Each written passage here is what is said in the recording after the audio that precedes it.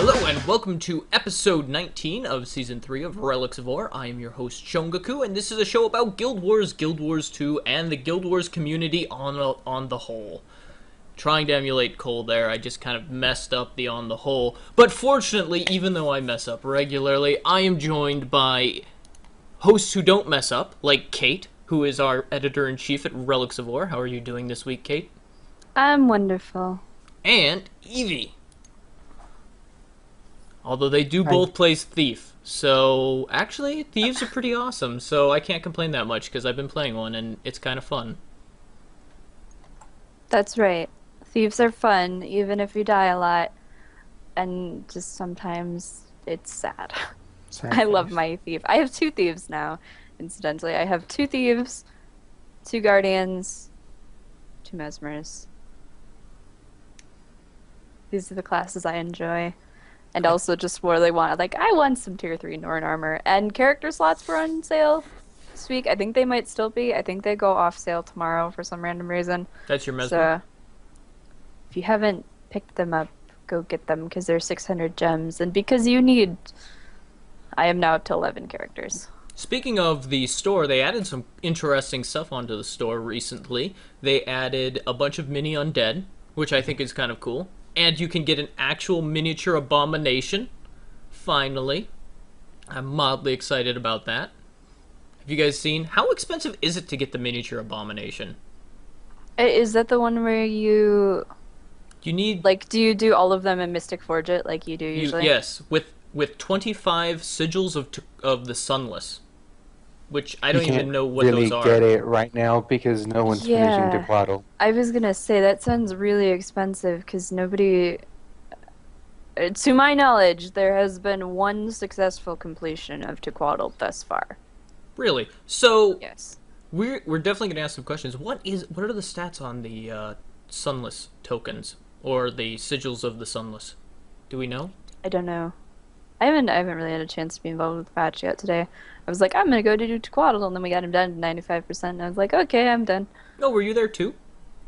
I was there around, like, early afternoon. Oh no, I just fought him at around 4:45.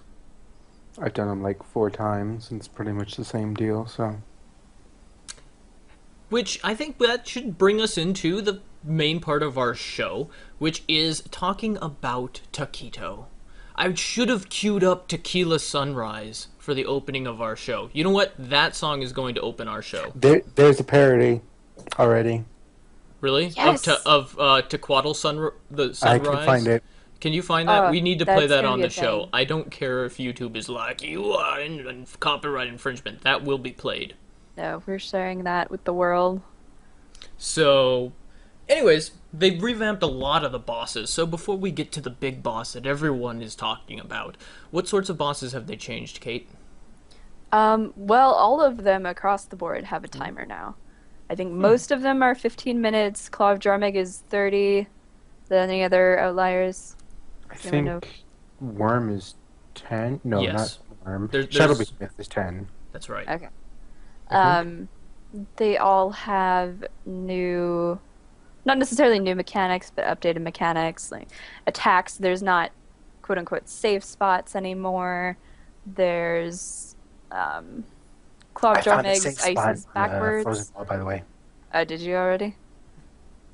All Do right. we really need one for the Frozen Maw, though? Let's be Who honest. knows? Oh, really? I haven't been over there yet. There's like swirling tornadoes that move around. It's interesting, especially They because were- I can't see them. They were always there, weren't they? No, what- Yeah, well, those have they, been they there didn't move before. Now they move. Oh, that sounds like death.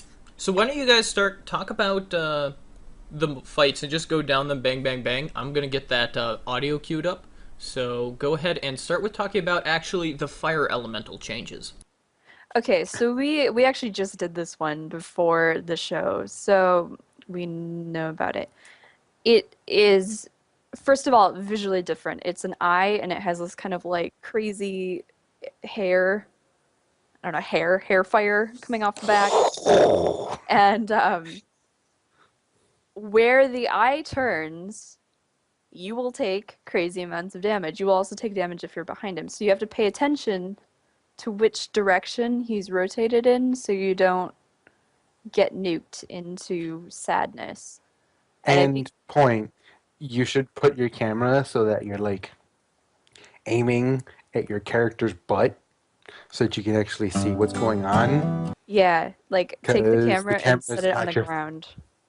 I told Levi to put his camera on the ground and he was like, I can't see anything. And I was like, no, like literally like swing your camera all the way down to the ground and do the fight like that and you will take a lot less damage. It's a lot easier to see everything that's It's going very on with that fight. disorienting though, which I is why like it. I think yeah. it's nice. But they I love the mechanic.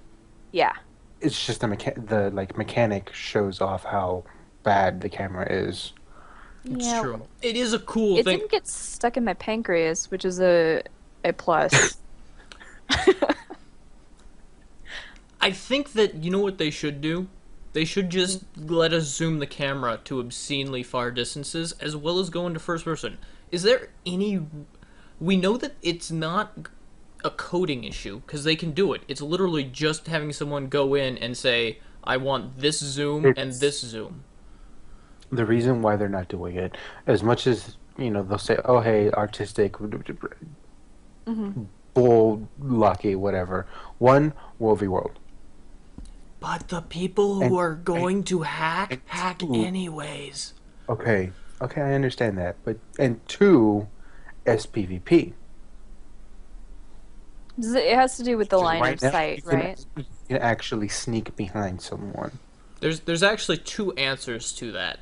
First of all, they clearly can do camera locking based on the type of content that you're in, because if you notice certain boss fights, your camera can go way out, like in dungeons. So all you have to do is enable it in the open world, and not in WVDub. But I'm telling you why they're not doing it.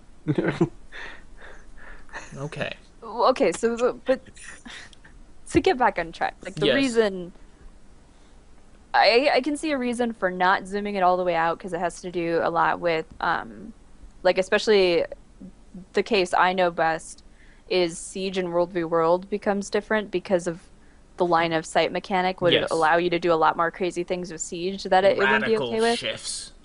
The one I don't understand is first person because there is actually no reason I can think of to completely eliminate the option to go into first person, especially if they have like the coding to do that. There's no reason you shouldn't be able to. I mean, I don't know. Maybe they have crazy clipping issue. I Well, have no idea. Like, where well, would the maybe your clipping come weapons- from? Because maybe you're your a first weapons person. in front of your It's place. just like, I don't know. I mean, sure, if they like want first person to be like really good, it's like, oh, we don't want to put first person in until we have head bobbing or something like that. But then at Yeah. that point, it's just like, just put it in and you add head bobbing later. Yeah, I don't. There's almost no reason. wait, why Anyway. would you need head bobbing? Some people like head bobbing. Well, even if they don't need it. I mean, I suppose if you're going to play... It would be interesting to see. I know that it's one thing that people have actually complained a lot in Elder Scrolls Online, that the first person was not up to snuff. So they might be, if they're doing first person, they might actually want to animate it Elder Scrolls style, and like you can actually see your hands in front of you casting spells and using your weapons. I would be okay with that, but the Elder Scrolls is like from a tradition of first person, though, isn't it? Yes. Yeah. But Yeah. the Elder Scrolls Online is not made by any of the people who have worked on any of the Elder It's just Scrolls published Okay. by the same people. games. I have no Yes. idea how to feel about Elder Scrolls because I didn't like any of the Elder Scrolls game. Like I'm It not has into them at subscription. all. I'm not touching it. So Well, yeah, then it's out for me too. It can go sit in the pile with WildStar until they come crawling back to us in a year. Like, guys, we got rid of our subscription. It was a bad idea. please, just, we'll give you some free gameplay if you just use our cash app a little bit. It'll be really interesting to see how that game works, but obviously Guild Wars 2. So we're going to move back onto topic Yeah. and talk about some bosses. They made the Mega Destroyer an official world boss. Is he showing up on boss timers now, finally? Actually, no. Really? But I think it's only a matter of time before it gets updated. Because a lot of people weren't expecting that. They upped his graphics apparently. Have either of you He fought him yet? looks amazing. I've only seen the screenshots of him. So He looks really good. I've never actually fought him Really, not at all? ever. Do you want me to tell you what he was like before? Because I can do that. Mechanically, the fight's pretty much the same. It's just a little bit more unforgiving. Is he like, can you still pull him out of the middle and... Hmm? Because that was the thing before. You had to defend the 3 points, and then Yeah. you would pull him out of the lava and just fight him on the land, and it would just negate everything that he did. Is that Huh. still the same case, or did they fix that? He was on land when I fought him, so Oh, okay. I- Because he I don't- he like spawned. He would spawn in the middle of the lava, and then he would just Mhm. stand there until someone was like, "Yo, I'll poke you with an arrow," and then he'd be like, "I'm gonna go smash you," and then he'd just run up to them and just kind of stop. And I that guess was that's how a- they did the fight. I don't know. I'm assuming he does more now. I'm he hoping. has mechanics now. He like spawn stuff. And They he was did always add some. mechanics, They though. add some stuff to him, though. I do believe. Cool. So they did buff him a fair amount, according to their statements. So it's pretty interesting boss fights, and they added some moving tornadoes to a lot of the fights. Some of them are fire tornadoes. Some of them Which- are ice tornadoes. Which apparently there's a bug with, I'm guessing NVIDIA graphics, AMD, and not NVIDIA, AMD chipset graphics cards, and they're not loading the tornadoes at all. So those people are just saying nameplates, myself being one of them. So that's a thing. I can't see tornadoes, which is why Fire Elemental and Frozen Maw are so frustrating for me because mechanic? What mechanic? Oh, I'm dead. Surprise! Huh. It's good that there are I some did find it mechanics, fixed. but they Frozen really Maw. need to make it so that you can see them. I actually was not seeing the tornadoes either, and I have an Nvidia card, so You think it's a culling issue I think it because is. tornadoes are friendly. Weird. 'Cause And they're there's like, shooting. Well, that would explain it because I have my culling Yeah. down low in order to actually stream it. So there we go. All right, so tornadoes need to be our enemies. That's problem number one. So if they can fix that, that'd be fantastic. There are so not a perfect patch. Taquito has kind of become an interesting thing. Now, obviously, we're 1 day in, so a lot of our responses to Taquito are going to be our first off or fourth off after Or fifth. or fifth. But we haven't had a lot of time to digest the fight, so Well, admittedly, it's kind of hard to digest the fight when you can't see it. yeah, that's a problem.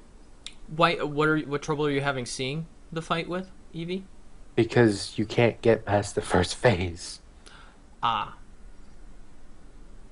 That's true. So there are some issues. Northern Shiver Peaks, we are not just a low population, but we're a low population of very unorganized people. If you look at how we do in Dub v Dub, you can guess that based on how a server does on Dub v Dub is how they're going to do on Taquito. Pretty much. Northern Shiver Peaks is a dungeon running server. We are. We are. I mean, it's literally all it is. People do fractals and dungeons. So. So we'll talk about LFG in a bit because that's going to actually be probably a boon or perhaps a negative thing for Northern Shiver Peaks. Please give me beta. Please. So Taquito, what have you guys seen? I got him to the fight that I did. He was about to 80%. I spent my entire time in a turret, and that actually, the interesting thing is people seem to be learning the fight. Northern Shiver Peaks, I personally haven't seen him go past 90%. The first two attempts, we got him to 95% about-ish. The first time it was like 98. Then it was 98. Then we started getting closer to 90. At that point, I was just like, going to another server. Went on Tarnished Coast. Their attempt was much better than ours and got him to like almost 75%. Not quite. And then after that, I was just like, I'll keep trying on Northern Shiver Peaks, and I haven't seen them get past 90%. I think that much like the Karka Queen, I actually haven't killed the Karka Queen yet, ever, because I've never been on a server that can take her down. I think Northern Shiver Peaks is just not a good server for large group content like that in the open world. A lot of servers aren't. So, and I think that that's actually resulting in a fairly significant split. What do you think, Kate? Are you talking on our server, or are you talking like the overall Overall population of the player game? base and, yeah, population of the game. I wouldn't say that that is what's causing this split. I think it comes back to what um, essentially the same problem with the Scarlet Invasions, where it was the work versus reward thing, and just in this case, instead of failing it is more profitable, not going is more profitable now because Yeah. we can't take him down. And it's not that I don't think we can. I don't think he should be nerfed. I'm just gonna throw that out there right away. I'm pleased with the difficulty. I think it needs a little bit of tweaking to make it accessible, especially visible mechanics. Definitely. But I don't think it should be nerfed. I think we need, as a community, need to rise to meet the challenge. And maybe the rewards need to be tweaked a little bit just to motivate us to get the challenge. Because those of us who enjoy this type of difficult content are going to be there. But I mean, the three of us, even Relics, if we came together as a guild to try and do that, It wouldn't be anywhere oh, near enough. we're just a drop in the bucket. Yeah. What can we do at, where you need this many people? Simultaneously, there is another issue that has been brought up. Evie, you talked about what's the main thing holding back organizing?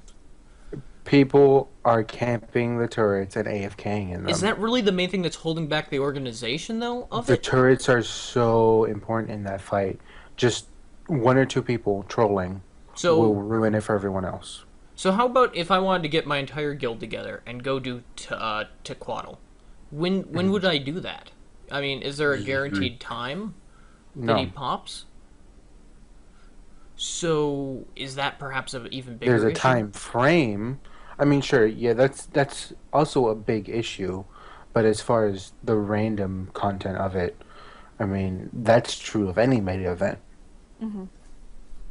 Hmm. I would say the bigger issue is the reliance on turrets right now.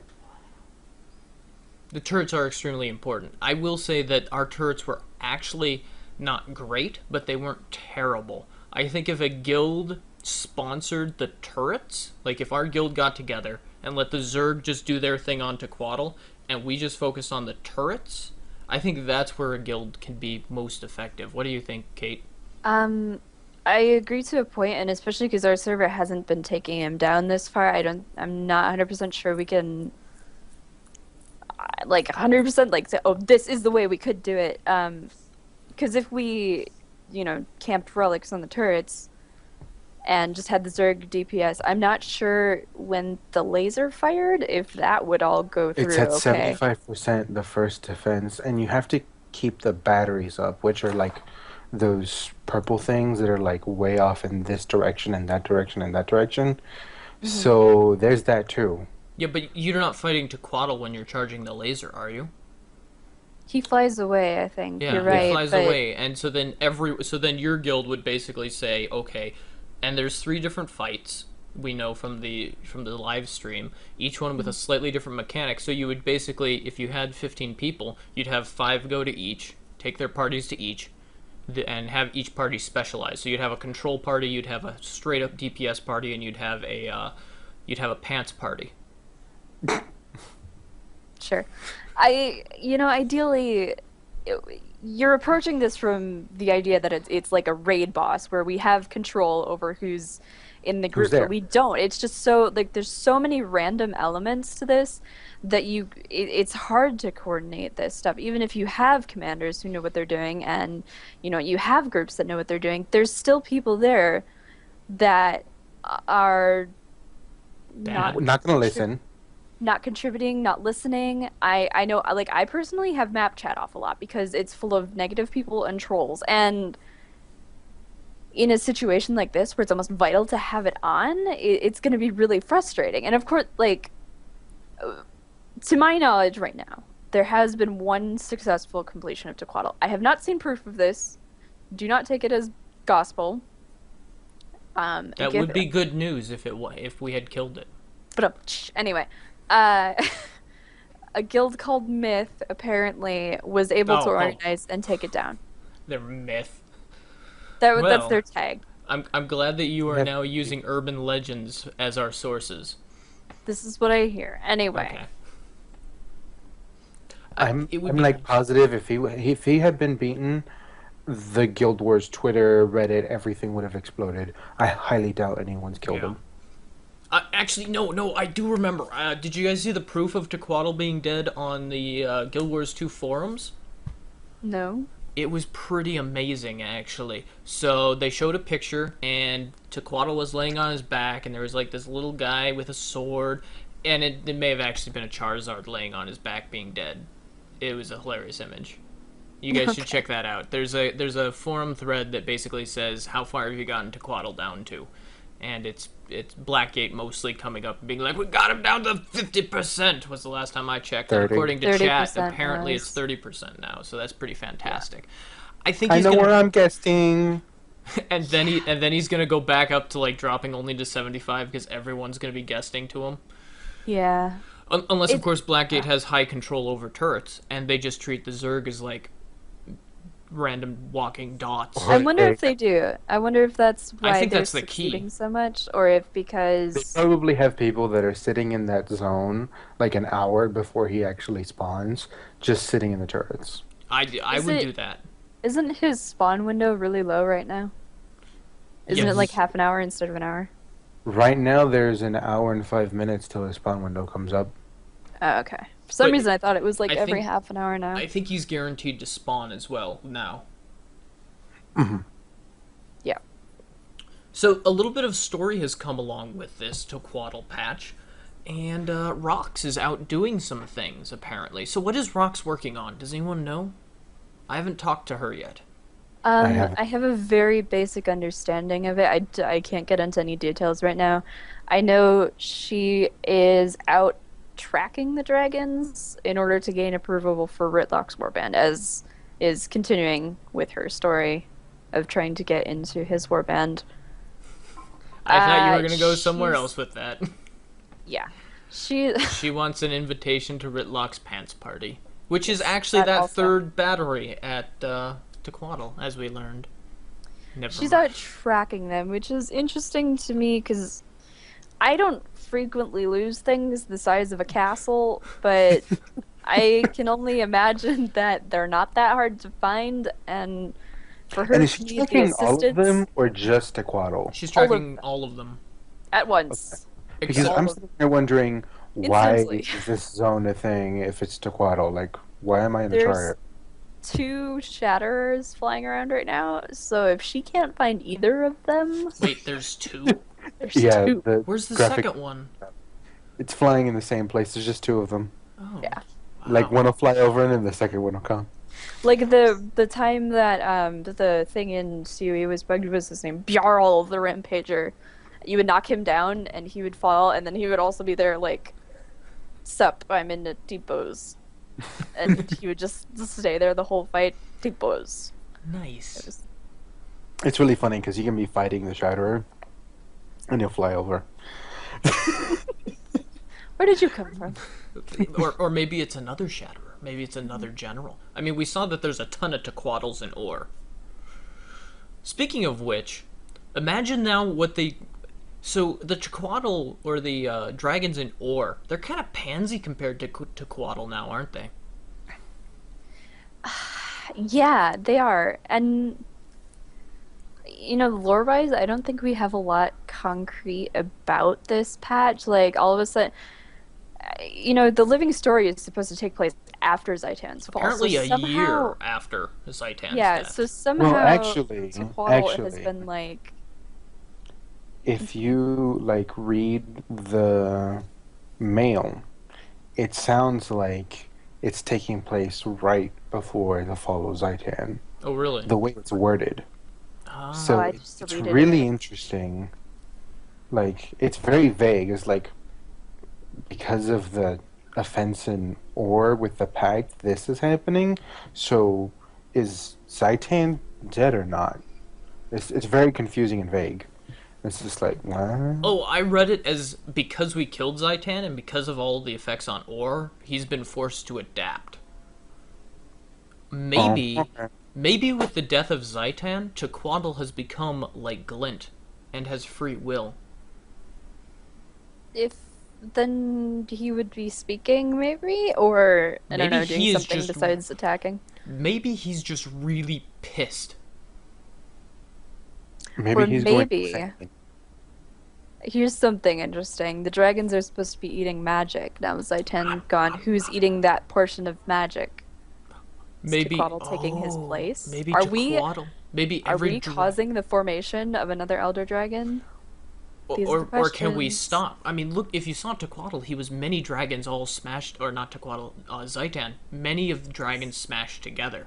Maybe Mhm. Tequatl is a seed. Maybe it's like Tequatl was his Horcrux. Uh,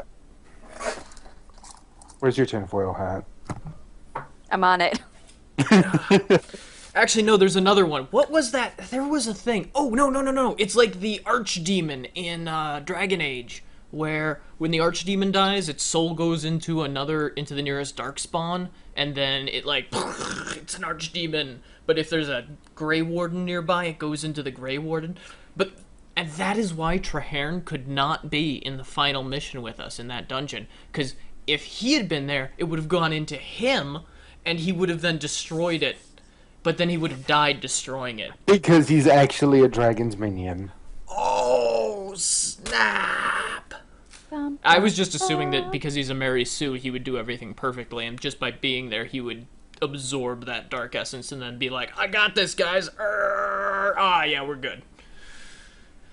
We should probably talk about more Tequatl, like actual mechanics or. Alright, Yeah. so, mechanics. Um,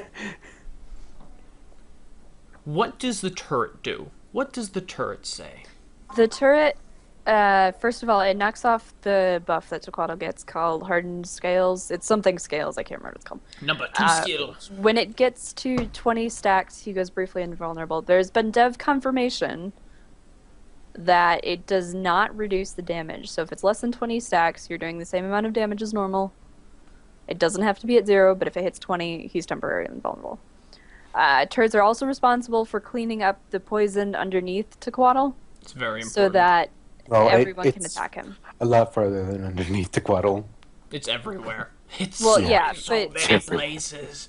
So in between the turrets and Tequatl, he'll drop poison fields. Turrets are responsible for cleaning He'll that drop up. him If on the it's turret not, behind him.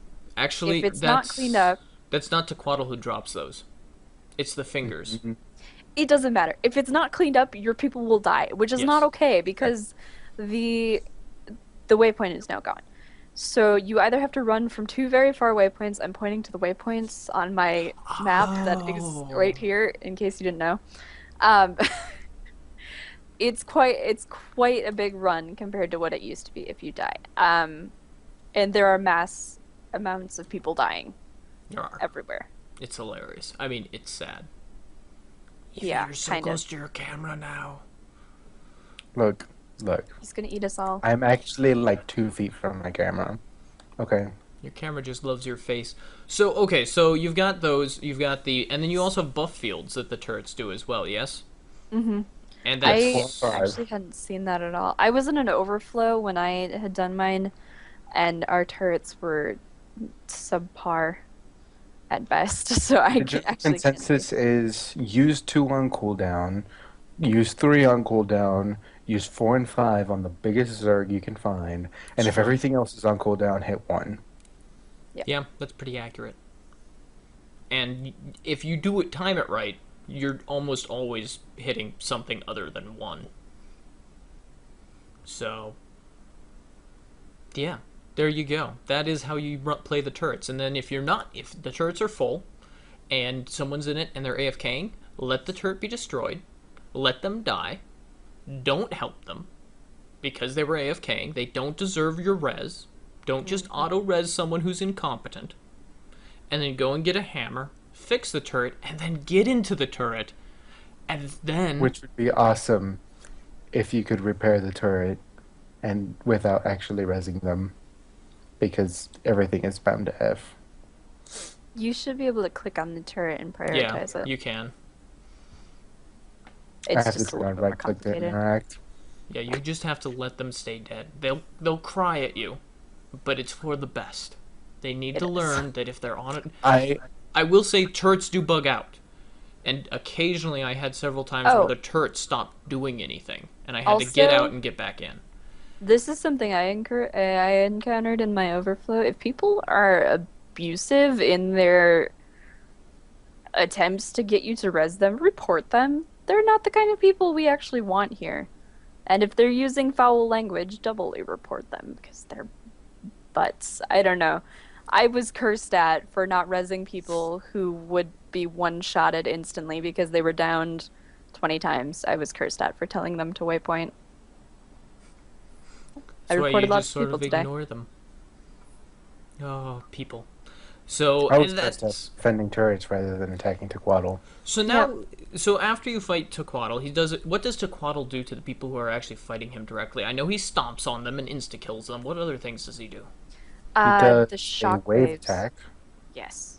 which you can either jump over or dodge through. I didn't know you could dodge through until Spirit told me, so thank you for that. Yeah, I recommend jumping over it to save your endurance, but if you are laggy, it's a lot easier to just dodge roll towards him through it. It's a lot more reliable. He drops poison fields. He will scream and make everyone run away, going. "Ah!" Condition removal. Remove your fears, people. What else does he Good do? advice.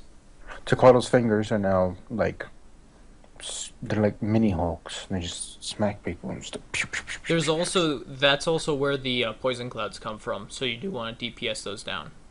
Hmm. So there is more than just having the Zerg out there, because I mean, really, you have your turrets, which is one group that you need to organize. Then you have to have the Rezzers slash Finger Killers, which is your second group, and then you have the stack on his feet, do as much damage as you can, and then run away when he does his Stomp of Doom, Yes. because that thing's bad. And there you go. That's basically your very rough outline of what you're going to be seeing, with the middle group being sort of the smallest but still very important, and then the two groups on either side being. There you go. That is how you fight Tequatl. Obviously, it's slightly more complex than that, but those are your three things that you need to be paying attention to. Then you have Tequatl's at 75%. He does his laser thing, which have any of us seen? Nope.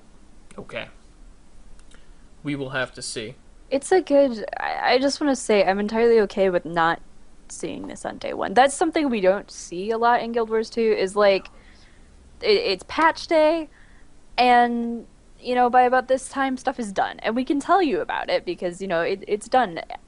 I almost enjoyed today not being able to, like, we don't know yet. Go find out. It's wonderful. Like, I am so happy about not having day one. This is how you get this, this, and this, and we're all done. And the meta achievement's done, and it's done. But Yeah, even my happy my about biggest that. complaint is probably just that the placement just isn't right. so, what do you mean by that? I don't think that this particular type of difficult content should be in the open world. I think it should be in an instance, like great content. Hmm. I do say he feels like an end boss of a raid. Yes, he feels that is what Zaitan should have been. Oh my god. So Yes. true. Yes. I will say that on Reddit, people have gotten super excited after fighting Tequatl and being like, "So how about Zaitan now? Maybe." So that we can Yeah. actually fight him proper and feel like an epic fight against him. That would be awesome. I would rather them. I would love to see them update a Ra where story mode doesn't actually kill Zaitan, Yes. but just weakens him, like lore wise, and like they add an explorable mode if they want another path to Ra where you actually kill Zaitan. Not even another path. There are Or just update one. not even updating. You leave the I like the pads in Aura. I think that they're all good. I don't think anyone needs Yeah, I know. removing. That's why I don't want to change them. So what if Aura's large and there's a lot of space in Aura? You know? What if they added another tier, maybe 12-man Aura with Zaitan at the end? There is, I actually was recently talking to Koenig, and he told me, this is what I had guessed, but did not have confirmation on until I talked to him a couple days ago. Sorry. Originally, it was intended for us to be able to go and see the corpse of Zaitan in Aura. It's there on the map. It's there underneath the map. The problem is the model changed so close to launch that they didn't have time to re-implement that with the new model. What did the old model look like?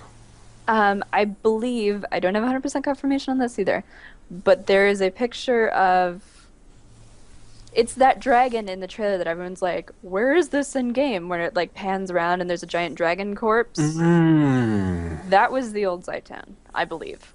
The one that everyone now thinks is Bubbles. Yes. Because that actually trailer might is still be so Bubbles. old. That trailer is like 2010? No, 2009? It's pretty old trailer. It was like one of the first ones where we started getting video footage of Guild Wars 2. It was actually the second trailer, because the first trailer was the like concept art one with like the eye that just popped out. 2009, thanks, Hunter. Yeah, it's pretty old. So yeah, that's my theory on that. But I'm sad that we didn't see him, and I think this would be a great opportunity.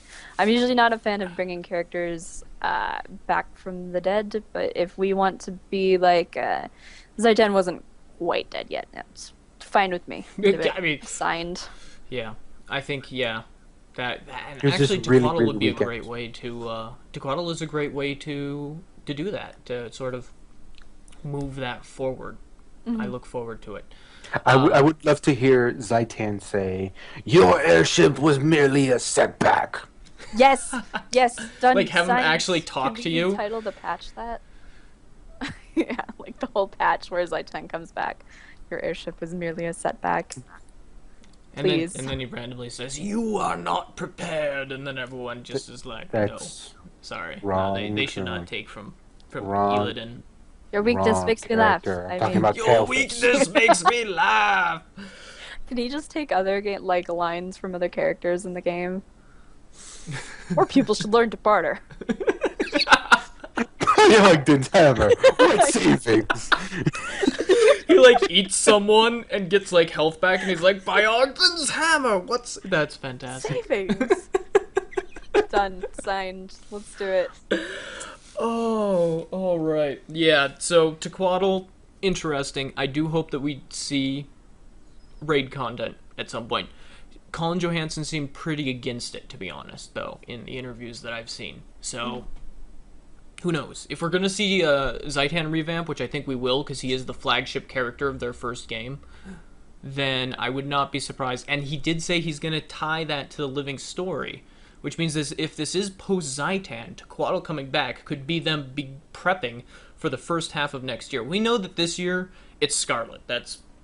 They've pretty much established that, hey guys, this is your first story arc. So this is season 2 of Guild Wars 2. Season 1 was a personal story that ended in fighting Zaitan the first time. Season 2 is going to end with Scarlet probably, I don't know, getting defeated or escaping, and then, sorry, I need to put this on my head, and then Season 2 is going to actually end with a cliffhanger of a risen army marching, and we're going to have to fight them, and that's going to be like the end, and we're going to be like, where did they come from? And then Zaitan's going to be back, and Season 3 is going to be us fighting Zaitan.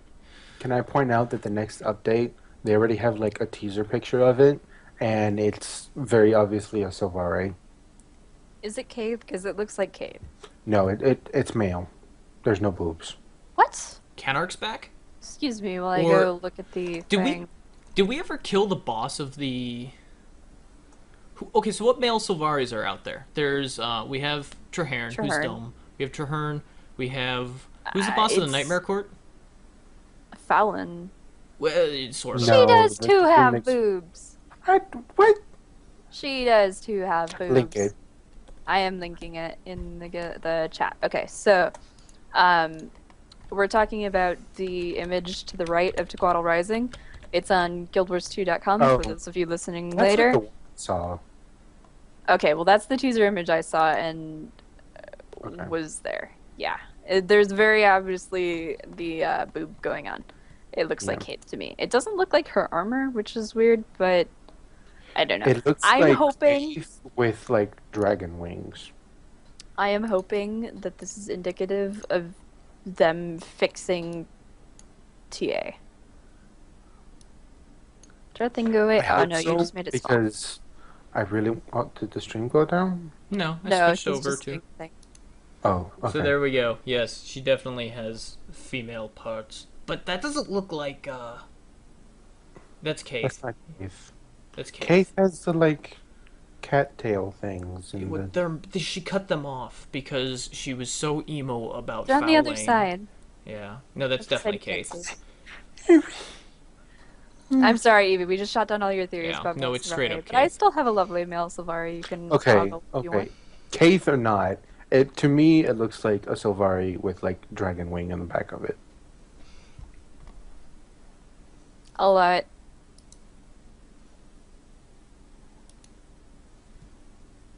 It says TA next hero if you right click and save the image.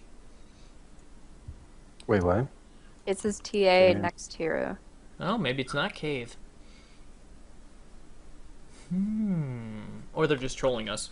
So no. It could be the Sylvari member of the thing. Oh, of the Tyrion Justice League? Yes, Yes! I forgot it was I called. love It's that the this is thing. a thing that is actually happening. And as much as Peter Freeze denies it, he totally let that slip like in April. It's not the Justice League. It's the Avengers. Get it right. No. Come on. They're fighting against the Joker. That is clearly a Justice League thing. No, it doesn't have to be. Who in Marvel Scarlet. is equivalent to Scarlet? I don't know, but we should talk about that one thing in the Guild Wars. It has jumping and retro graphics. Super Adventure Box? Are people Yeah. still playing that? I hear that it was too hard and everyone stopped. I have some theories on it. All right, so Kate, share your theory. So Super Adventure Box, first of all, what do you guys think of World 2? It's too long. It is too long. It's not that it's hard. It's too long. Yeah. It is a significant time investment to run through any one of the worlds. I personally really enjoyed Zone 3 of World 2. I really enjoyed like the aesthetic and the music and the puzzles and stuff, but 1 and 2 were just too long. So, how are the moving platforms? I didn't have an issue. Okay, there's small spoilers, by the way, if you haven't done this. If you care about it, you probably have done this by now. In the end of World 2 Zone 1, there is a section that's almost entirely like Frogger. Like, it is actually Frogger in the thing as you jump across the river. I had no problems with that. I've seen video footage of people getting knocked all around with that. I was a little bit laggy that day, and I had nothing wrong with it. This is pre-nerf. Yeah, this is pre-nerf. By the way, there was a patch a little while afterwards that fixed some of this stuff for people. I also did the fountains in World 1 pre-nerf, which was very difficult for me. That was the one time I experienced a lot of problems with it, but I did make it through, and it was, yeah, I enjoyed it. I did enjoy this round of Super Venture Bucks, but it wasn't. Last time saw me returning a lot to farm up the baubles to get the weapons. This time, like, I did it once to see the content, and I didn't really have a reason to go back. Like, I've been doing the tribulation mode with some friends. I've enjoyed it. But once I get through it, there's no real reason to go back. And Yeah. there's a few reasons I think that is. I think one of them is I just don't like the weapons as much. This time around, I can't farm it on end when I want to. I would have to go and do it daily. I'm sick of time gating. I am sick of logging in, doing one of everything, and then not being able to progress anymore and having to log off, wait till the next day, do one of everything. That's not how I like to play the game. Which is, one of the things that it's been touted, like, play the game you want. This is not actually the way I want to play the game. You're no longer able to get obsidian shards, which you could get last time, which I had totally forgotten about, which was a good reason to farm it. There was not, there was something else that came from it. Karma? Is it karma? There was something else. The original weapon skins. Yeah. The original, yeah, I don't know, I don't remember what it was. It was more than one tangible, I say tangible. There was more than one reward that you could take back out into Tyria. There was more than a weapon set.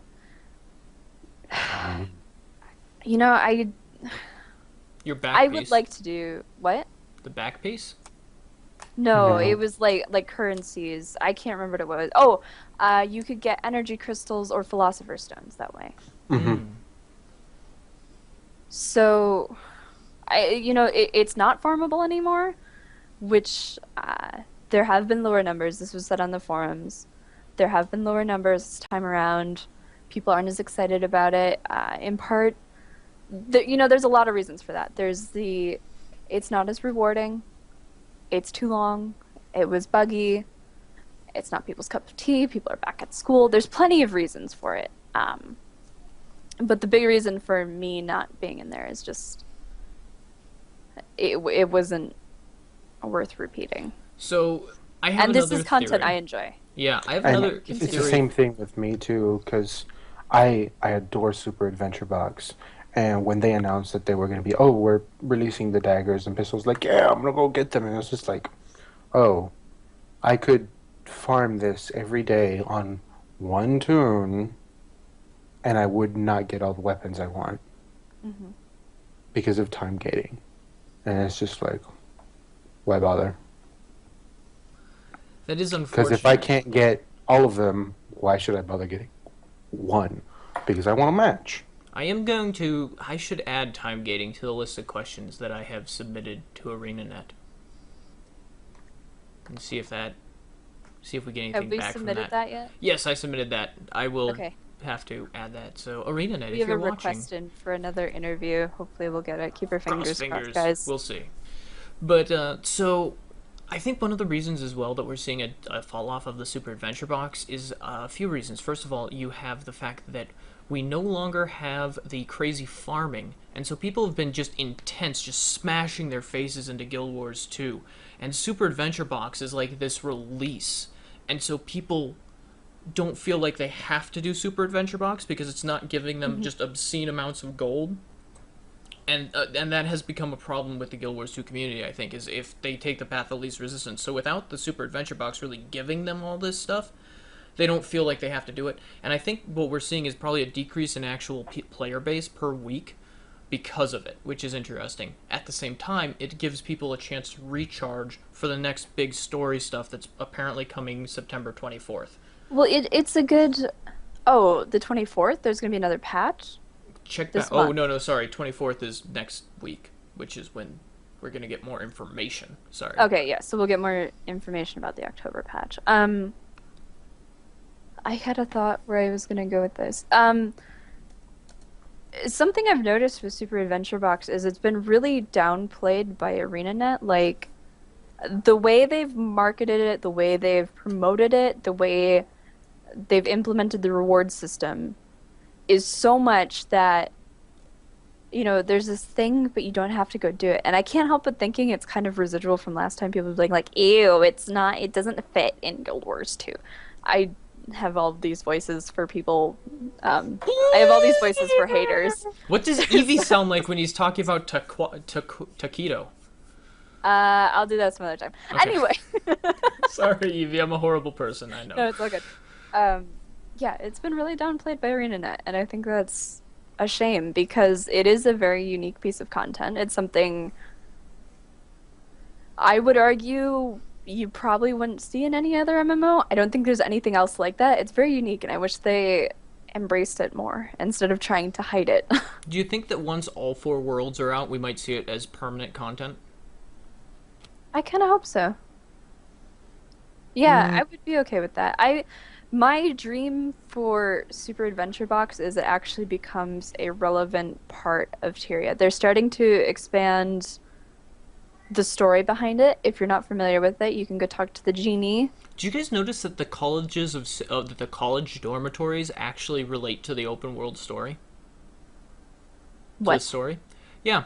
So I was wandering around and I was like, wait, I don't remember people staying in front of the college dorms down on the bottom level of Rata Sum as I was doing my completion with my little Azura, my new Azura Mesmer, who is awesome. And she has the hair buns, so she's like a monk. So I'm going to make her a mantra medic, and I'm going... Anyways, that's another story.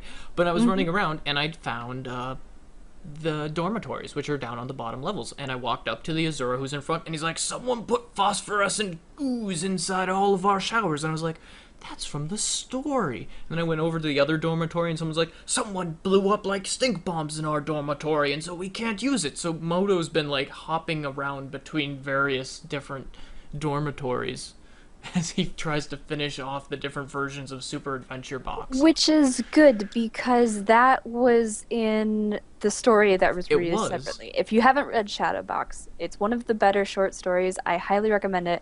Has a lot of nods to like indie development, and it was really cute in that regard, but it's also important to contextualizing the overall Super Adventure Box. Interesting thing. Anyway, They were that- always there. They They've were always always there? have they always according to chat they always were there and they always said that. So what we're actually seeing is them fleshing out like content that was already in existence. It's Interesting. kind of like when they took a single piece of a single like thing in Guild Wars 1 and like we're going to build an entire expansion off of this one paragraph.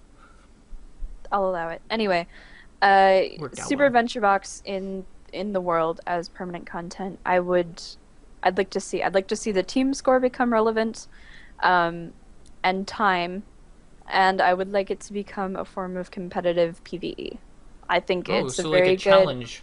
I like that. challenge missions. Yes, Yeah. I feel like that would be a perfect use of it. You could have tribulation mode, normal and infantile mode. You could have records for each one. I feel like that it does have a place in Tyria. It does have a niche that isn't filled and could be You're a part of the close to your permanent content. camera. Back up, Evie. Back up. He wants to give us all a hug. he's Look, he's I'm leaning so I can like support my back with my elbows Oh, because okay. my chair broke last week. Aw, I'm Sorry. sorry for your poor loss. Evie. Anyway, your that's pain. pretty much all I had to say about Super Adventure Box. I just wanted to talk about it because a lot of people were disappointed with it, I think, I like and it. There was a lot of stuff that went in. it needs a little bit of addressing. There were some interesting things that went on the forums with it as well. With Josh Foreman, the lead designer for it, he was very vocal for a while, and then he became much less. Why was that? Essentially, okay, so there's, to my understanding, there's a bit of a disjointment between the devs at ArenaNet and the community folks because, you know, the devs want to be, yes, I did read his blog, by the way. I'm not going to share his blog because it is his personal blog. It's already been shared all over Reddit, and I have bad feelings about the community getting too involved, but I did want to address this too, like how the community treats dev interaction and how we treat the PR people. Anyway, the devs, you know, want to be able to say all this stuff with us. The community team doing their job has to control that interaction. So too much information doesn't come out. We don't get too like, not me, like we personally at Relics of War, but like the community as a whole has negative feelings, and you definitely see that. There's a lot of been things lately. If you're paying attention to all the packs, there's a big movement where game developers are having very serious like anxiety and depression problems because they are receiving so much of this from gamers.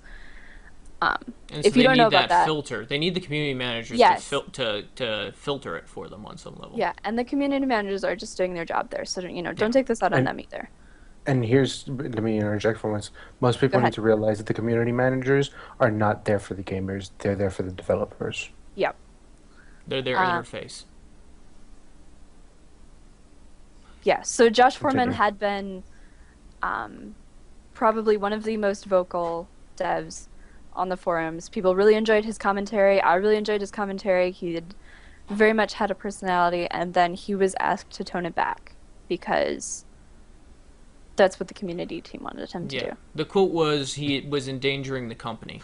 which I think brings in a fourth element that a lot of people don't consider. The investors. The people who, when they give their quarterly report to NCSoft, and they have to go up in front of them and say, this is what we did, and they have to present information to investors, those investors can take anything on the forums and say, why did you fail at this? Why is this guy still working here? Why is this? And that's another issue of the community managers protecting the devs by keeping them from saying too much. It's a protection of the company, and it's also a protection of the dev himself. So I think there is a lot of layers to it, and it did blow up on Reddit. It blew up on the forums, so that's why we're talking Yeah. about it. Um, Yeah. I just wanted to say something in regards to, how we treat the devs. I understand that they can't always say what they want to, and that the community team is there to protect them. Understand that relationship between where we sit with the devs, where the community managers sit with us and the devs. It's important to understand that. And I actually feel like posting his personal blog on Reddit was a disservice to him because I I don't know what goes on ArenaNet, but I feel like he's in trouble.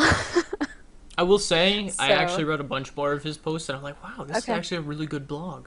So, Yeah, support the devs, support the company. Don't be mean to them. Understand what's going on. yep. That's my spiel today.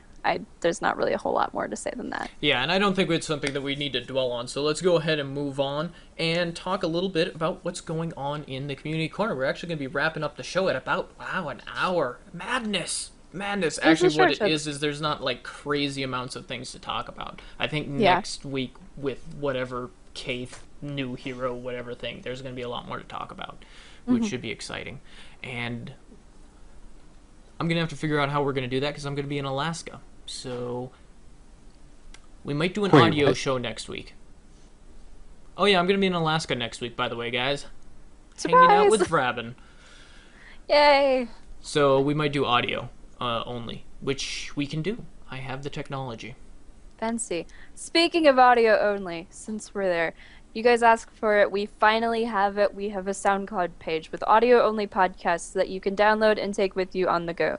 There's currently 3 episodes. We're working on getting up to the current ones, and then if that happens, we'll look at doing a backlog for the old ones. Depending on So, what our metrics say for how many people are watching it, listening yeah, to it, and downloading it versus. if you want this, let us know. Tweet us, leave comments, whatever. We are paying for this out of pocket because we are a fan podcast, so please let us know that this is what you want and we'll keep doing it. I will put the link in the chat today. It's on Twitter, it's on our homepage. Go for it, go nuts. Yep. So also apparently you found something else that's cool, like a little quiz. Yeah, so I will put the link to this also shortly. Somebody used the API to create a map, like a geography map quiz. Like, have you ever done, like, looked at a blank map and then gone, where is this, this, and this? It's that. It asks you 10 things really in quick succession about waypoints, points of interest, like things on the map. It's really hard. My high score is 45 out of the maximum score is 160, and the creator's high score is 52. I highly recommend going check it out. It's a very unique project. I'm going to put it in the link, and I will put it in the chat now, and I'll put it in the video later, so you get to see it. It's pretty cool. Very neat. Once again, also keep your eyes out or ears out for more information on Pink Day in LA, which is coming up. There is also in November, we are going to be working with Mystic Spiral to do a 24-hour stream, and we'll keep you guys updated as that gets closer.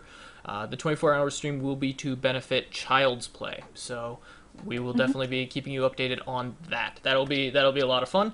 And yeah, if you guys have any questions, email us at relicsofore@gmail.com or send them to our Twitter at relicsofore. You can also head to our website, relicsofore.com. And if you go to our forums, I am going to be setting up a post that will allow you to actually join our guild if you're interested, because we're really bad at responding to PMs. At least I am. Apparently. I'm terrible at it, and Cole is terrible at it apparently as well. Spirit, you can email but Spirit I'm Chris usually- is in LA It's most of the true. time. If you see me online, I am most likely at my computer, or I will be back momentarily. So feel free to whisper me if you need a guild invite. Or send an in-game mail. That works as well. yeah, that actually will, too. In-game mail is you- probably the best way. in-game mail Shongaku, and I can that's going to be super easy. Or you can go on to our forums, register on our forums, start posting about whatever. But you can Yeah. also go and set up a character. I recommend we can doing that, invite you. especially if you're like a Relics 4 guild member. I would start checking our forums because I'm going to start doing some more stuff with there, just because it's easier to to convey information I need to. Oh, bonus information for guild leaders out there. If you edit the guild information now, it actually lets you edit it. You don't have to start from scratch. Yay, patch. Yay, guild features. It's nice. But don't That fill should have out. been in the patch notes, like the very top of it. Don't I fill. missed it. The thing is, you should not fill it out too much because they gave you too much space. And if your guild message is too long, it will cause your entire guild to crash every time they log in. So don't do that. So don't do that.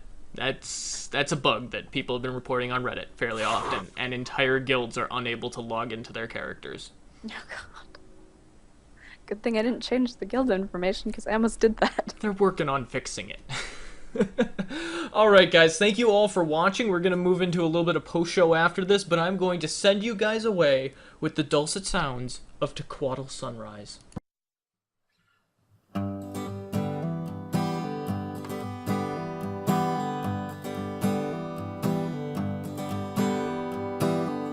It's another Tequatl sunless, swimming slowly past Park Fly. Say goodbye. He was just a hired hand, working on a dream he had to fly. Days go by.